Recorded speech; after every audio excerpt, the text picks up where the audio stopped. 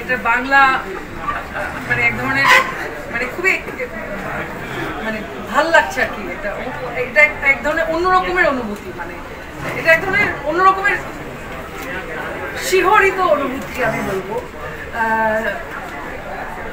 কারণ যেই জিনিস আমি আসলে 2011-তে আমি শিখে এসেছি সেটা আমাকে এখন শেখাতে হবে।